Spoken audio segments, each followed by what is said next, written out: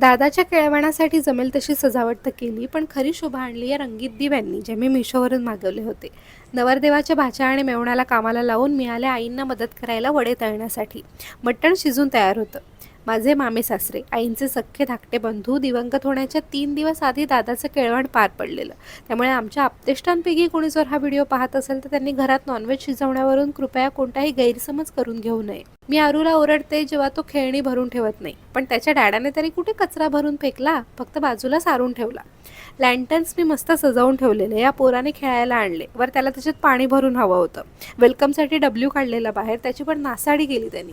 म्हणून ना आम्ही आया कधी कधी देतो बाई पोरांना मोबाईल टीव्ही, कारण आम्ही पण माणूस आहोत यार, सारखं सारखं कोण आवरत बसणार. डब्ल्यू काढला परत, टी लाईट्सने सजवलं त्याला. घरात छोटी मुलं असतील तर या लाईट्स परवडतात. चटका लागण्याची किंवा तेल सांडण्याची भीती राहत नाही.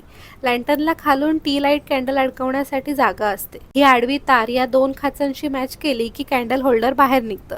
त्यात खरी किंवा खोटी कॅन्डल ठेवायची आणि ते परत लँटनला लावून टाकायचं. असे सुंदर दिसतात दिवे. आपण ते अडकवूही शकतो. प्रॉडक्ट्स मी टॅग केलेले आहेत, चेकआउट करू शकता.